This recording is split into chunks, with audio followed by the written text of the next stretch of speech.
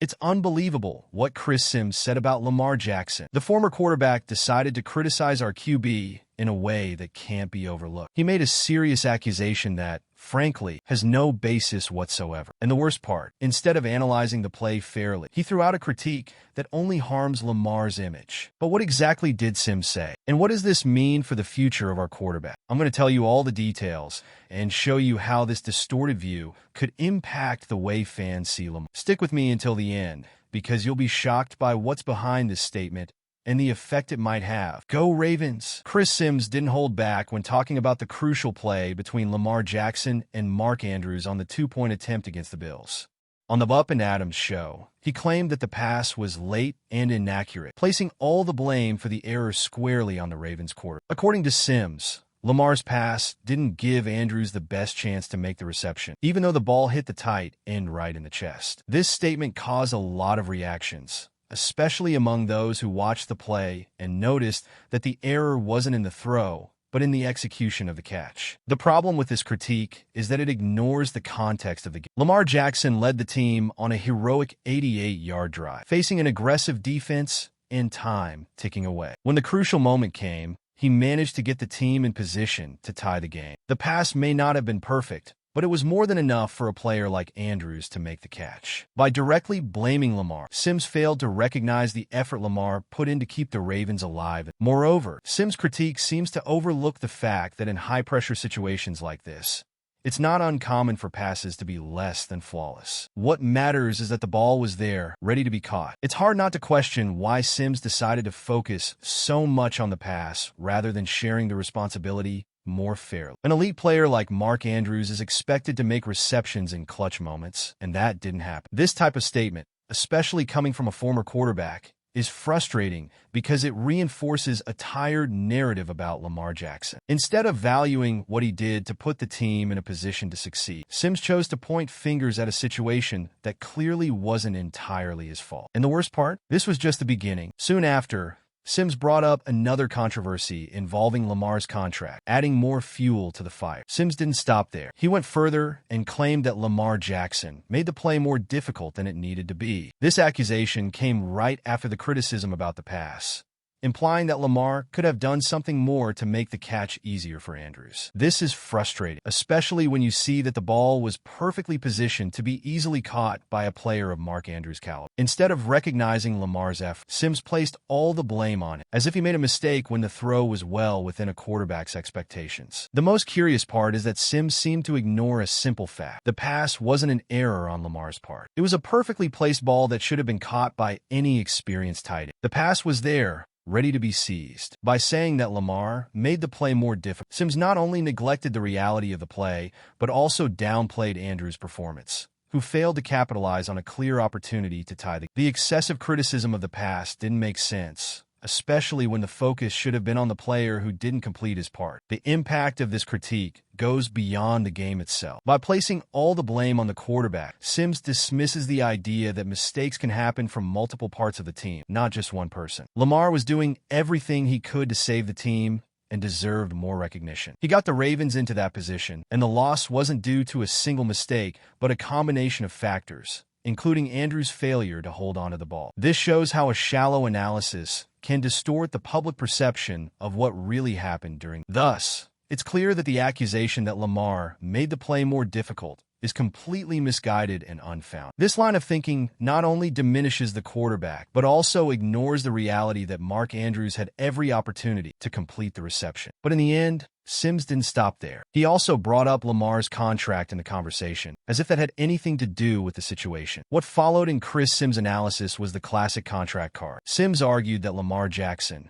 being one of the highest paid players in the league, needed to be more precise, as if the value of his contract meant he had to deliver flawless passes every time. He stated that because Lamar makes $55 million per year, he should deliver perfect passes all the time. This kind of argument always creates discomfort because it oversimplifies what actually happened on the field. The pressure of a player's salary should never overshadow the true performance on the field. Lamar Jackson has already done so much for the team throughout the season, and more importantly, He was the one who put the Ravens in position to compete in that decisive. The criticism about his contract seems to forget that football is a team sport. A perfect pass doesn't rely on just one player. It depends on a variety of factors, including the reception of the pass, the blocking of the offensive line, and the execution of other teammates. Placing all the responsibility for an error on a single play, especially when the player is under enormous pressure, is an analysis that misses the mark. Sims, as a former quarterback, should understand that a game isn't won just by a great pass or a big contract. Lamar did everything he could, and his responsibility extends only to the moment the ball is thrown. What happens after that depends on other factors, including the performance of the receivers. Blaming Lamar just because he's well paid only creates a shallow narrative that doesn't reflect the reality of how teams function. And this type of superficial analysis is harmful to any fair discussion about it. It's concerning that this narrative keeps gaining traction. By focusing on Lamar's contract value and ignoring the facts on the field, Sims steers the conversation away from a more in-depth analysis of the team's performance. And of course, this critique couldn't end without Sims dismissing Andrews' error and going back to focus on Lamar. Well, we're past the halfway point in the video, but before we continue, I noticed that you haven't left a like on this video yet. It's really important for YouTube to keep recommending my content to you, so I can keep bringing you more updates. So go ahead and hit that like button. It's free. Thanks. Let's continue.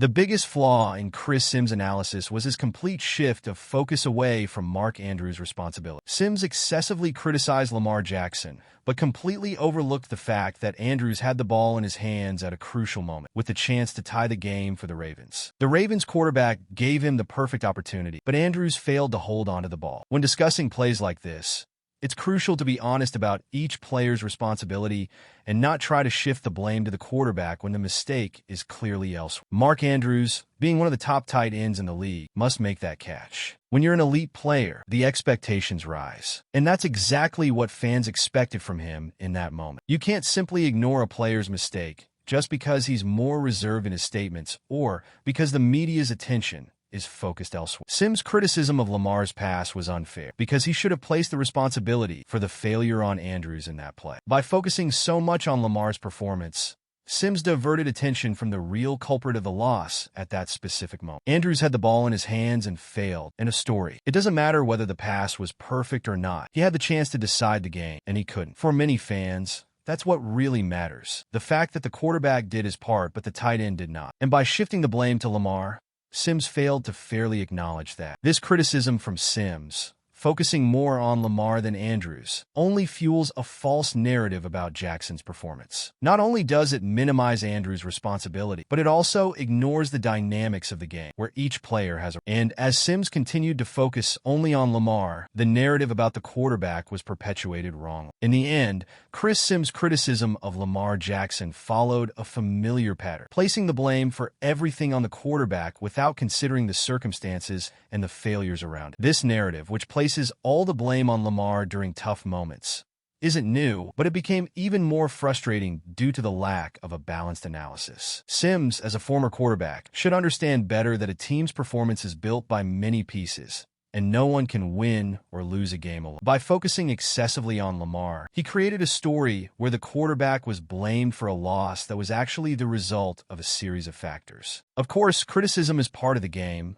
but it needs to be fair and balanced. Instead of recognizing Lamar's tireless effort to keep the Ravens in the game, Sims made a critique that didn't reflect what truly happened on them. By focusing on a pass that could have been more accurate, he ignored the fact that Andrews had every opportunity to complete the catch, and the failure. Sims' criticism perpetuated an unfair stigma against Lamar, a player who has already shown his ability to carry the team on his back during pressure moments. The fact that the mistakes of other players are often minimized or ignored in favor of Lamar is something Ravens fans have seen frequently. However, the truth is that Lamar didn't lose the game. It was a collective mistake. Sims, by making a superficial analysis and disregarding the errors of his teammates, failed to recognize the quarterback's effort. This unjust criticism only reinforces a wrong perception of what happened in that game and continues to harm how Lamar is. So, what do you think of Chris Sims' criticism of Lamar Jackson? Do you think he was right to blame our QB for a play where, in fact, the responsibility was elsewhere?